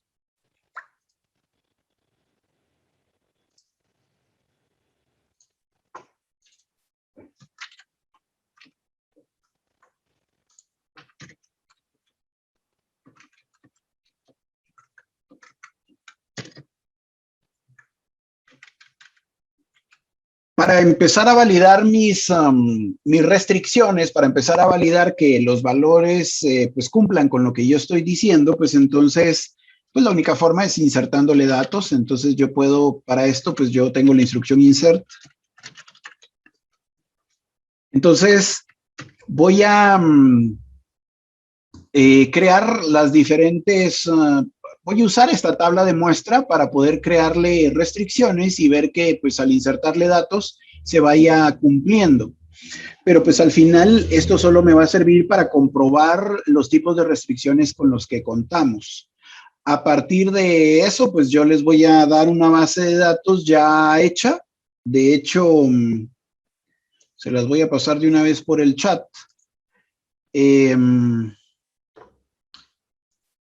Que es la base de datos Norwin,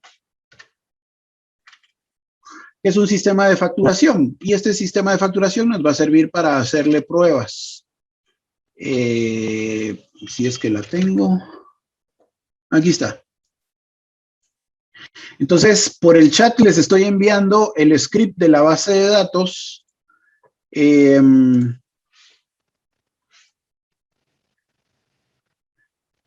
Que vamos a usar para hacer nuestras pruebas. Aquí usted va a poder ver, este es un script completamente creado. Aquí tiene la parte de creación de la base de datos, aquí tiene la parte donde cambia algunas opciones de la base de datos. A mí en realidad la parte que me interesa es la parte donde ya se va a crear, por ejemplo, la tabla. Aquí mire, aquí hay una instrucción donde crea la tabla employees. Estas comillas, ignórelas, no, la verdad es que no. La base de datos Norwin es una base de datos viejita que tiene algunos estándares que venían desde el SQL 2000, entonces esto de las comillas, pues es propio solo del SQL Server. De hecho, en ninguna parte se usan comillas más que en el SQL Server. Y el SQL Server, pues aunque ha tratado de apegarse al estándar ANSI, pues por compatibilidad con sus otras versiones todavía tiene estas opciones. Va, pero mire, pues aquí se crea la tabla y luego de crear la tabla, pues dice que se va a autonumerar, tiene una llave que se va a autonumerar y véale cómo aquí, esta es otra manera de poner una llave primaria, mire.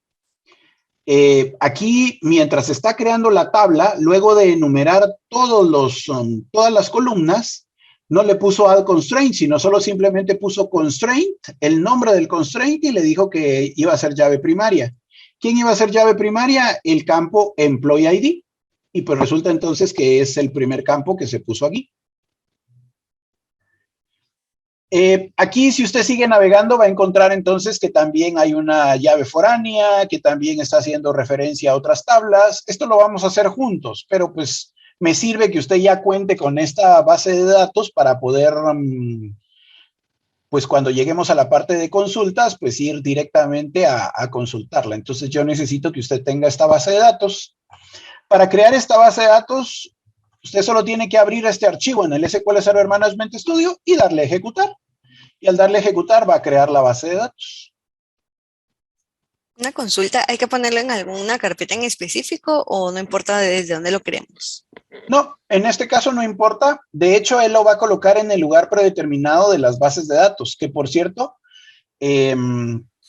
conviene mencionar que pues cuando usted no especifica un path para sus archivos, pues el lugar predeterminado del SQL Server es en archivos de programa, en Microsoft SQL Server, en MS SQL y el número de la edición o la versión de SQL que tenga, en este caso es 15 para mí, MS SQL Server 15, MS SQL, en el folder de MS SQL, en el folder Data. Ahí es donde se guardan las bases de datos de manera predeterminada cuando nosotros pues seguimos el path predeterminado, digamos, o no especificamos.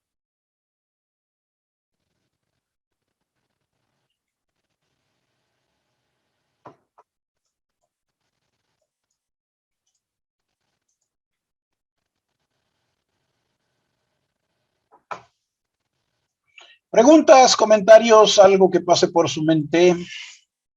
Una consulta. Sí. Digamos, así como nos explicaste lo de los enteros, el big int, el small int y todos estos, el number, el decimal, el money. Digamos, yo he visto, o sea, he usado ese varchar así a nivel de texto y el nvarchar. ¿Eso tiene alguna diferenciación o es por el tipo de almacenamiento o hay algo específico en la variación de esos dos tipos? Bueno, ahí está el char, está el varchar, está el nvarchar. ¿Qué diferenciación hay entre esos?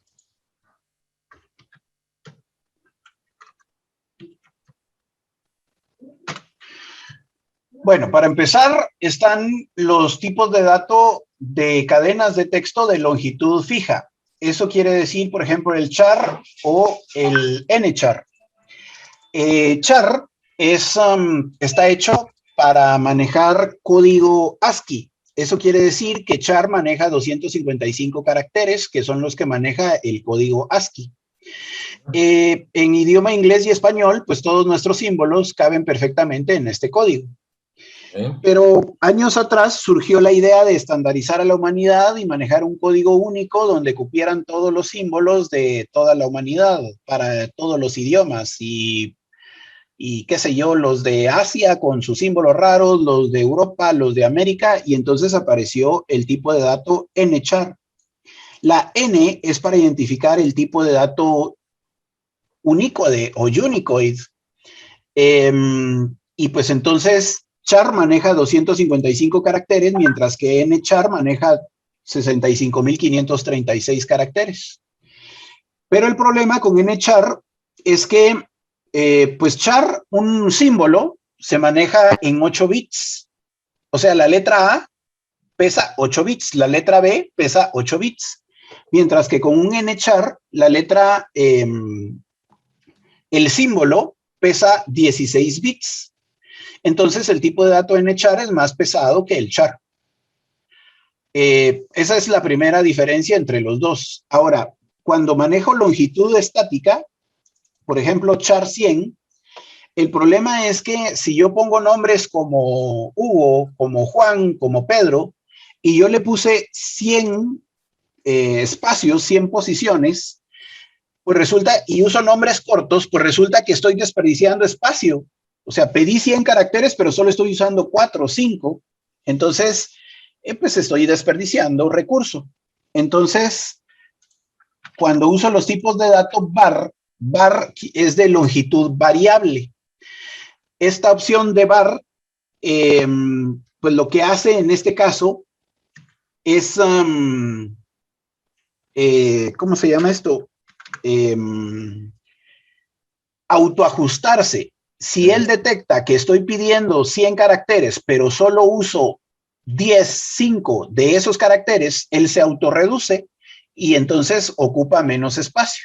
Entonces, pues a raíz de eso se utilizan tipos de datos varchar para poder pues asignar textos para que si no uso todo el espacio, pues él lo recupere. Ah, ok. Ah, está bien. Y el N, entre el varchar y el N varchar, no hay mucha diferencia, es lo mismo. Lo diferente es que el N-varchar es de longitud variable y permite valores unícodes en vez de valores char, que son ASCII. Ah, ok. Ah, ya te entendí. Ah, ok. Entonces es mejor usar, digamos, cuando queremos caracteres, ponerle un varchar o N-varchar. Cualquiera de esos es más eficiente, digamos, que el char en sí. Sí. Ok. A menos que, por ejemplo, yo ya tenga, por ejemplo, yo tengo un código de empresa para mis productos que se maneja 3 letras para la agencia donde está y 5 letras para el código del producto. Entonces yo ya sé que siempre van a ser 8 caracteres. Entonces, en ese caso, pues yo le puedo poner char 8 porque yo ya estoy seguro que jamás va a cambiar eso a char 8. Ah, ok, sí. Pero digamos, cuando uno no sabe, como digamos en un nombre de cliente así como ese, que ahí va a variar infinitamente, ¿verdad? Entonces es mejor usar un varchar o un nvarchar para, digamos, que el guardado en la tabla sea más eficiente. Así es. Ok, sí. Gracias. Ese era mi duda. Gracias.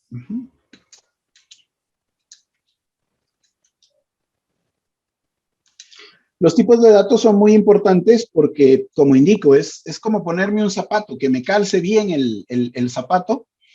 Pues igual, yo debo de buscar que me calce bien el tipo de dato.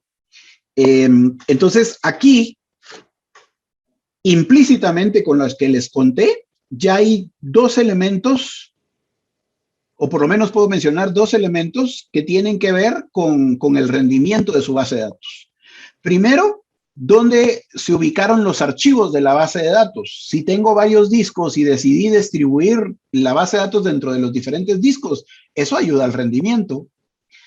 2, elegir el tipo de dato apropiado, porque no es lo mismo manejar, por ejemplo, lo que les decía, pongo una llave primaria para un tipo de dato que va a ser char de 200 caracteres.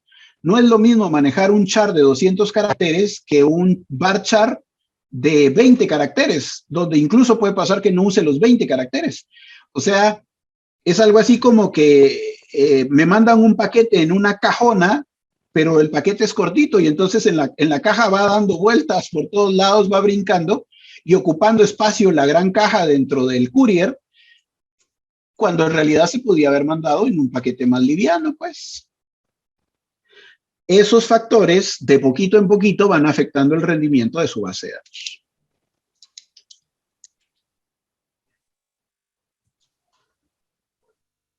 Bueno, entonces tenemos que, como les digo, tenemos que hablar de tablas, relaciones entre tablas, los constraints. Luego de eso, pues vamos a usar una base de datos ya construida, que pues lo único que va a variar es que pues ya le hicieron más trabajo de crear varias tablas y de insertarle datos.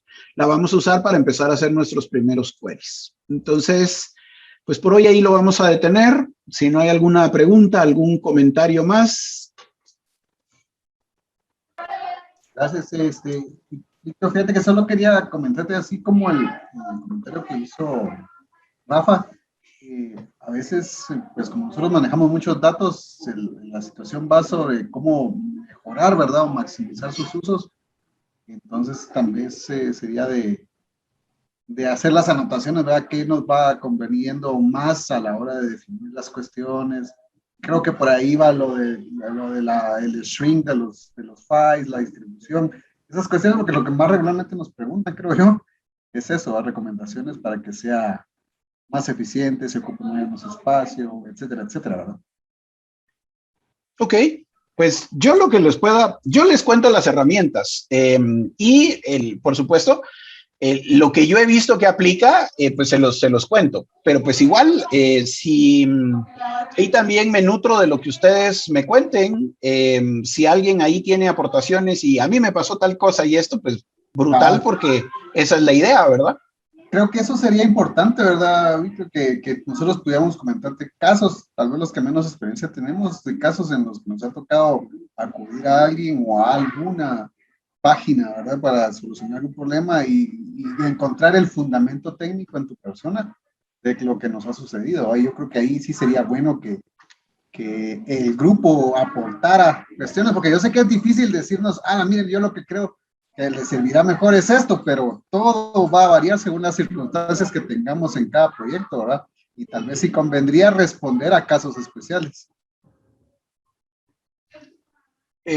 Pues igual aquí estamos platicando, aquí cuéntenme, a ver qué, igual pues tampoco es que sea dueño de toda la verdad o que, o sea, les puedo dar mi punto de vista ahí en base a en base a lo que me platiquen. Y pues sí, claro, o sea, aquí estamos, la idea es que platiquemos, no es solo un monólogo, sino que pues todos podamos platicar ahí. Cabal, hacerlo un poco más dinámico. Una preguntita nada más, digamos, ¿cuándo continuamos de mañana? Sí, según entiendo yo, sí. ¿Al mismo horario, va de 1 a 3? Así es. Ok, gracias. Perfecto. Excelente. Entonces, yo por mí, por mí ahorita estoy tranquilo con lo que vimos hoy. Así que perfecto, muchas gracias. Gracias. Me ayudaste mucho. Gracias a ustedes y pues muy amables, gracias por conectarse y pues entonces nos comunicamos, nos volvemos a sintonizar el día de mañana. Ok, gracias. Muchas gracias, Víctor. Gracias. Excelente. Hasta mañana. Muchas gracias. Gracias. Buenas, jóvenes. Buenas tardes. Buenas tardes. Bueno.